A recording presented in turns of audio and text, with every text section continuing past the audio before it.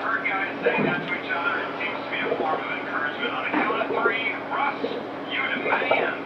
And hopefully he'll hop into the exhibit. Here we go. One, two, three.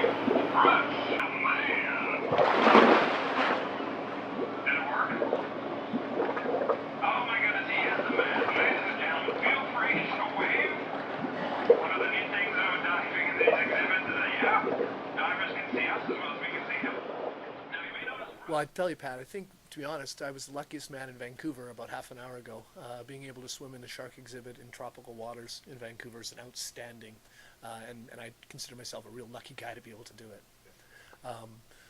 Spent about 8 years working here at the aquarium, volunteering here at the aquarium, starting as a diver. So I've actually been, again, lucky enough to perform hundreds of dives in various exhibits in this facility. Not only with the beluga whales, but as you've seen earlier, the sharks, which are my personal favorites.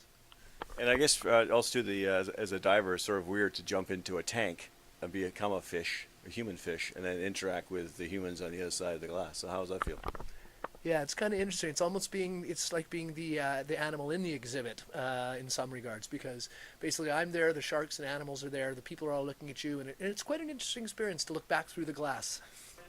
I think for me, I was watching the show. I think for the kids in the audience, the best part is that they get to. At first, you think, "Oh, high five a diver," no big deal. The next thing you know, you've got about 20 or 30 kids running up to the glass, and I guess for them, it's because you are actually an animal in a tank. I mean, they've been watching a lot of placid fish swim around, or the whales may be close to something that can interact with the otters, but you're the first high-fiving fish that they experience.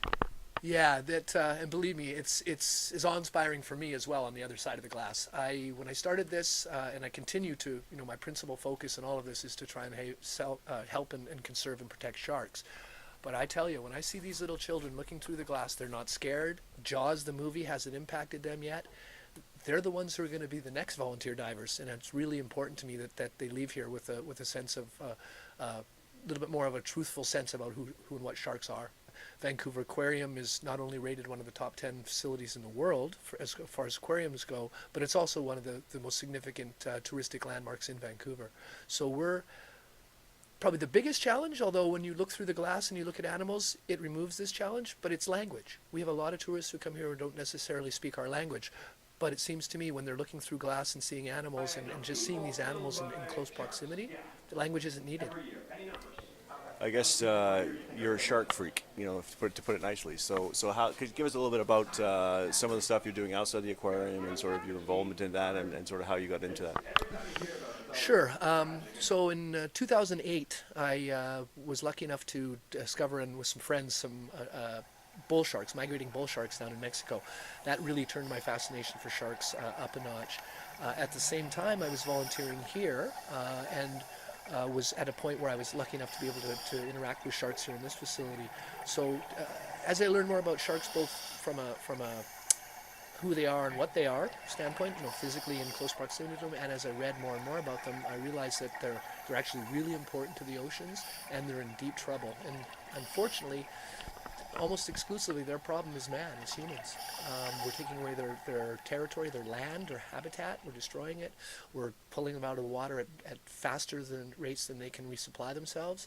And unfortunately, for us, it has an impact. They're an alpha predator, and so in their role in the ocean,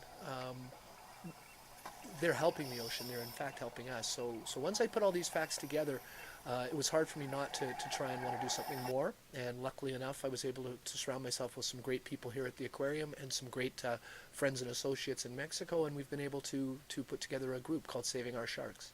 Not all of us are going to move to Mexico and open up a shark conservation organization, although I strongly encourage you to do something off your chair. There's a lot of stuff we can all do. A big part of it is living sustainably, locally, eating sustainably, trying to do more with less or consume less. Those are all great things.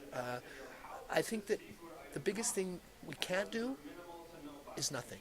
You have to do something, even the smallest thing. Shopping a little differently, maybe buying one less plastic bottle this week. There's all sorts of small things. But I also would encourage you in the Vancouver area or anywhere in our lower mainland, there's a lot of great organizations out there. And I personally, of course, like this one, the Vancouver Aquarium. basically it's a good time to start to look to live sustainably. And the last thing, you've got some sharks with names. I guess you're doing some rescue programs. So a little bit about that. Sure. I guess I can answer that two ways. Through our NGO, we're naming sharks, and we're doing an Adopt a Shark program, and also through the Vancouver Aquarium, there's an Adopt a Shark program here. I don't know if you were talking a little bit under or behind the scenes super secret special, but the zebra shark's nickname is Giselle. And that's not a public name. That's the name that we use internally here. But she has a name. But no, there's some valuable programs that we're doing. Adopt a Shark. You can name a shark. You don't have to spend money. Time is also very, very good. There's a great program called the Great Canadian Shoreline Cleanup. Look at that. Clean up your beaches around you. Those are great things you can do.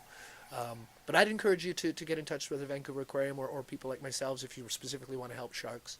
We're more than willing to try and talk to you about things you can do locally. Through my organization and through the Vancouver Aquarium, we speak with children. We speak with children lots. In Mexico, we've now reached over 40,000 children over the last 18 months, where we've taken a van and a big bus that travels around the states of Mexico and has a virtual reality shark presentation. This is continuing and actually is expanding to encompass villages and towns. So we're hoping to hit close to 100,000 people with our shark message over the next 12 months. We've been able to get the largest food selling store in Mexico. They're called Chedraui. They're effectively the Safeway of Mexico. We've got them to stop selling shark product and to work with us to protect sharks in Mexico. So these are great things we've been able to accomplish in a short period of time. I work in an organization here with 1,500 odd employees at age 12, 13 years old, all the way up to 70. Different walks of life. We all get along, and I think it's really because it's a shared passion and a shared commitment. The passion being the planet, the earth, nature, and we all have a similar feeling about that, and I think that's really what breaks down all the other barriers.